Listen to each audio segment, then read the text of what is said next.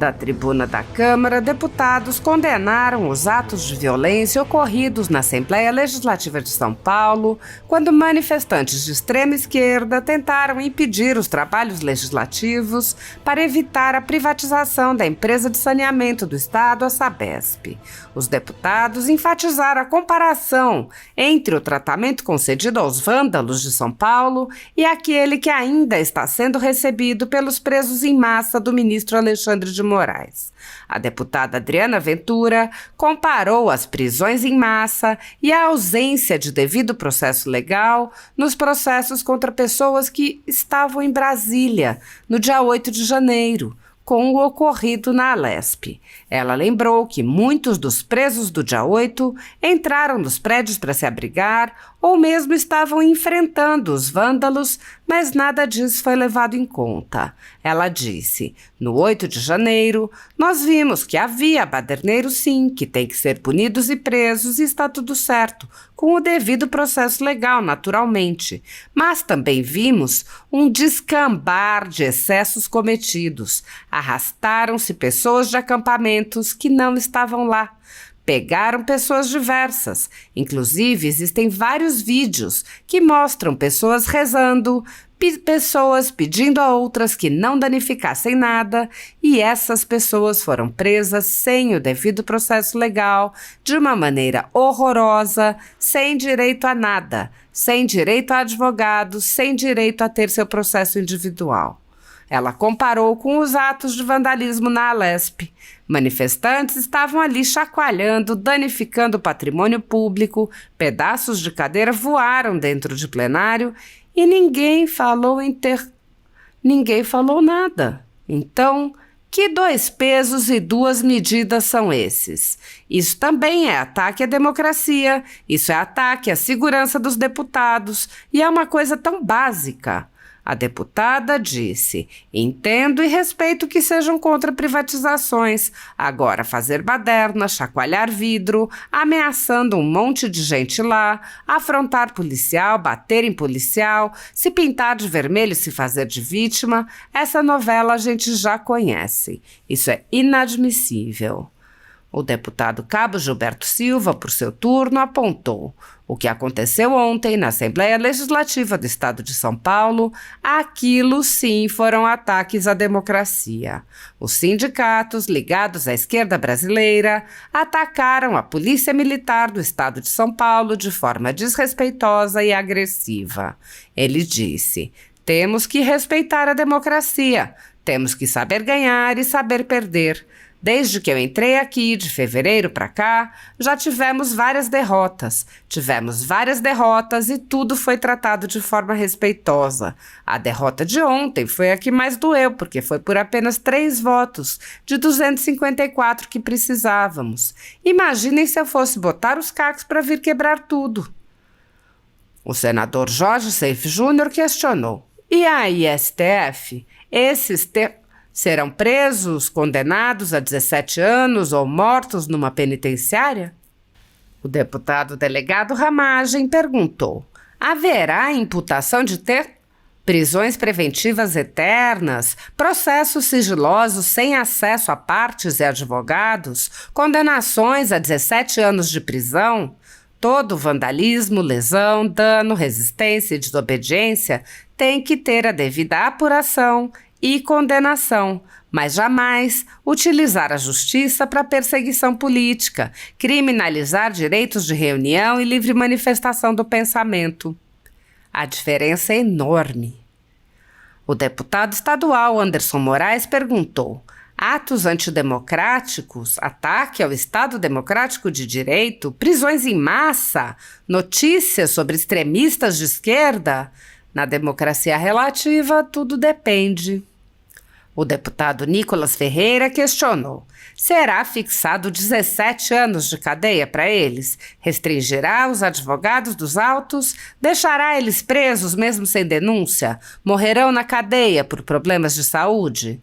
Percebe? É pura perseguição política. Nada mais, nada menos.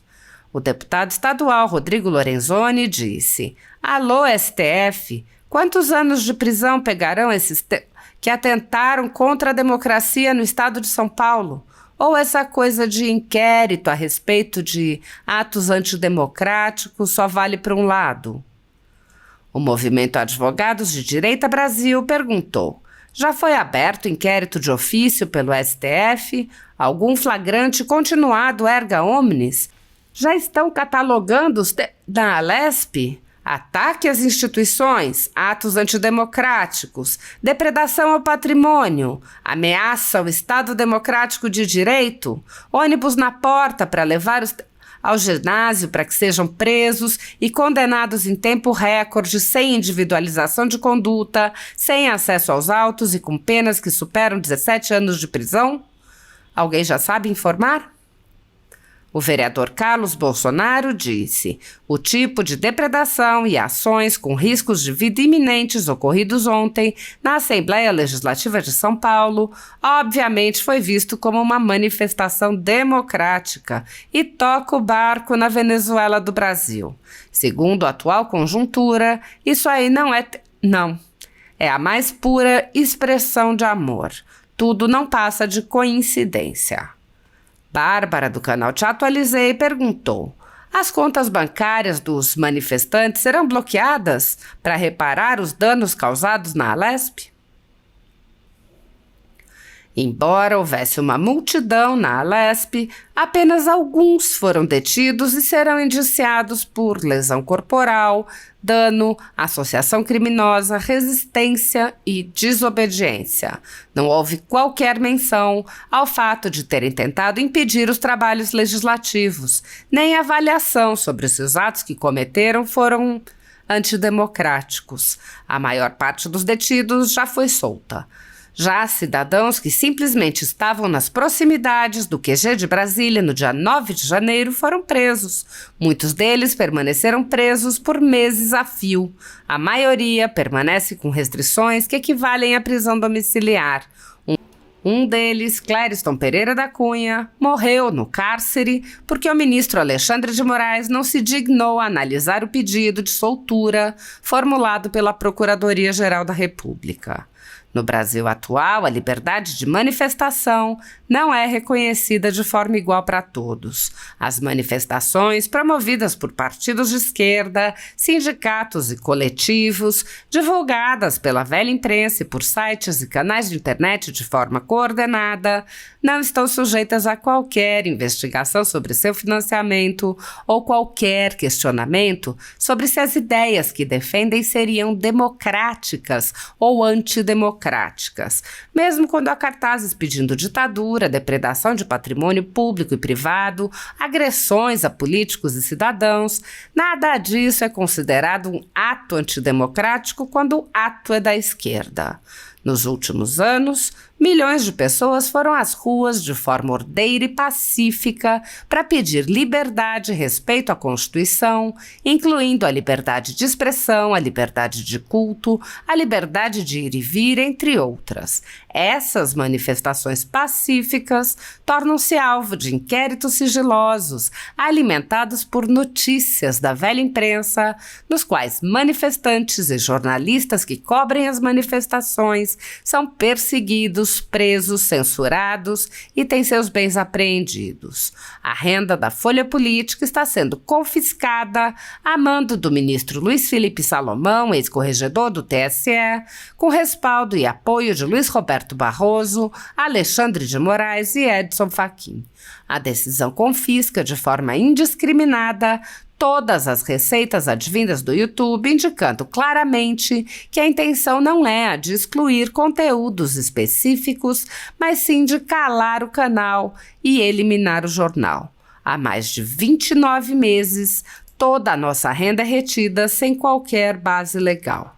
Se você apoia o trabalho da Folha Política e pode ajudar a evitar que o jornal seja fechado, doe qualquer valor à empresa Raposo Fernandes por meio do Pix, cujo QR Code está visível na tela, ou por meio do código ajude@folhapolitica.org.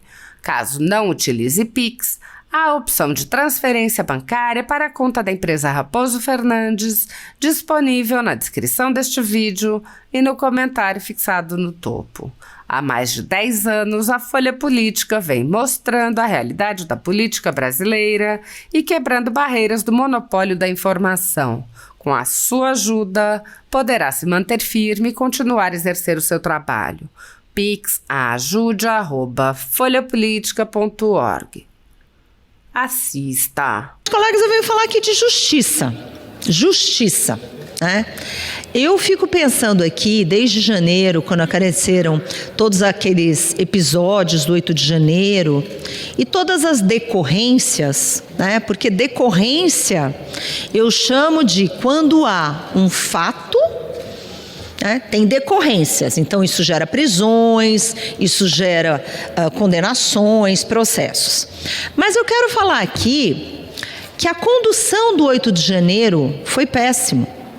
E falo com, assim, total clareza que nós temos aqui no nosso país 2 pesos e 2 medidas. E o critério de justiça se baseia em valores, princípios, não importa quem.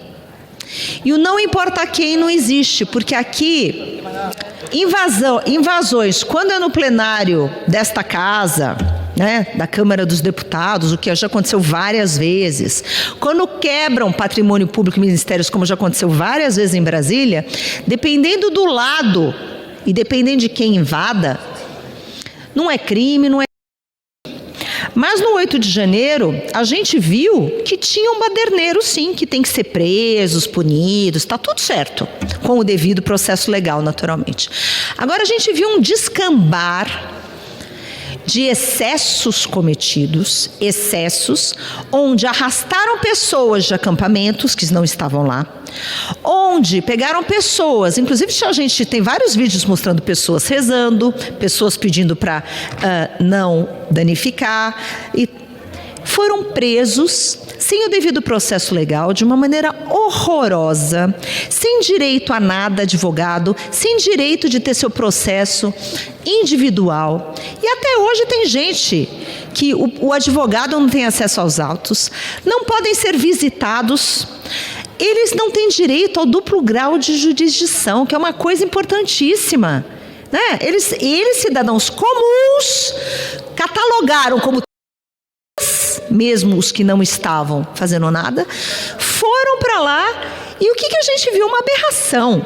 Uma aberração porque impediram os indivíduos de terem um advogado corretamente, de serem julgados, se condenados a apelarem, eles não têm direito a nada. Réus primários sendo condenados a 17 anos. Pessoas inocentes morrendo, que foi o caso do Clériston, que foi já, o PGR já tinha avisado que não tinha prova, que tinha que ser liberado por causa de um problema de saúde, e ele morreu sob a tutela do Estado. Isso é gravíssimo. Cadê a justiça? E tudo isso para falar, senhores, da aberração que foi o episódio da Lesp ontem.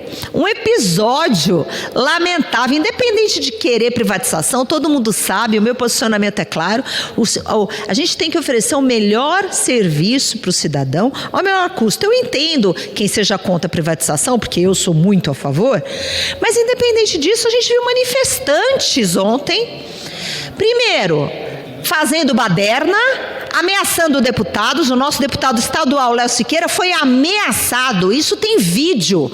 Manifestantes que estavam quietos ali, chacoalhando, danificando, voando pedaço de cadeira dentro de plenário, e ninguém ali falou em nada. Então, que 2 pesos e 2 medidas são estas? Isso também é ataque à democracia, isso é ataque à segurança dos deputados. E assim, é uma coisa tão básica, que são manifestantes, esses que pintam o rosto para fingir que estão sangrando. Tem inúmeras fotos dos manifestantes pintados de vermelhinho. E quando chega na delegacia, já todo mundo tomou banho, não tem machucado nenhum. É uma vergonha o que acontece. Estou aqui para a gente parar de fazer coisas canalhas, de pessoas que se pintam de vermelho e fingem que são agredidas. Né? Tem foto, tem prova. Isso tem foto e tem prova. E a outra coisa que eu quero falar também é de saneamento. Me admira muito partidos de esquerda, que eu quero deixar claro aqui, votaram e trabalharam contra o marco do saneamento. Vou repetir, PT, PSOL, PDT, votaram e trabalharam contra o marco do saneamento. Presidente, me dá, por favor, mais um minuto. Obrigado, presidente. E a gente percebe, 100 milhões de brasileiros não têm acesso à água tratada, coleta de esgoto, uma vergonha. E quando a gente quer universalizar e aprovar o marco de saneamento, eles votam contra. E agora fazem um escarcéu para que não seja universalizado. É assim que eu vejo. Entendo e respeito serem contra a privatização. Agora, fazer baderna, chacoalhar vidro, ameaçando um monte de gente lá, afrontar policial, bater em policial, se pintar de vermelho, se fazer de vítima, essa novela a gente já conhece. Isso é inadmissível. A gente precisa fazer com que a justiça seja feita e o saneamento chegue. Então vamos parar de hipocrisia, vamos parar de falar A, B e C, porque o voto contra o marco de saneamento está dado. Ir contra a melhoria dos pobres também está dado. Obrigada, presidente. Ontem, o que aconteceu lá na Assembleia Legislativa do Estado de São Paulo, ali sim, são ataques à democracia. Os sindicatos ligados à esquerda brasileira atacaram a Polícia Militar do Estado de São Paulo de forma desrespeitosa, agressiva. Queriam que a polícia fizesse o quê? Virasse as costas? Colocasse flores? Ora, foram agredidos, senhor presidente. Queriam quebrar a Assembleia Legislativa do Estado de São Paulo, que tem quase 100 deputados estaduais eleitos democraticamente, senhor presidente. E temos que respeitar. Imagina que ontem, senhor presidente, nós que perdemos por conta de 3 votos, deputada Benedita da Silva, deputada Érica Cocai, mandasse o povo vir aqui, o de cá, quebrar o parlamento porque a gente perdeu. Imagine aí, como é que ficava? Só para concluir, senhor presidente, isso não existe, amigos. Temos que respeitar a democracia. Temos que saber ganhar e saber perder. Desde que eu entrei aqui, em fevereiro para cá, já tivemos várias derrotas. Várias derrotas, agora de forma respeitosa. E ontem foi a derrota que mais me doeu, porque foi apenas 3 votos de 254 que precisávamos. Imagina aí se eu fosse botar os cargos para vir quebrar tudo aqui, senhor presidente. Isso é um desrespeito dos sindicatos de esquerda criminosa que foram ontem atacar a Polícia Militar no Estado de São Paulo, e a polícia agiu muito bem. Parabéns à Polícia Militar do Estado de São Paulo. Muito obrigado, senhor presidente.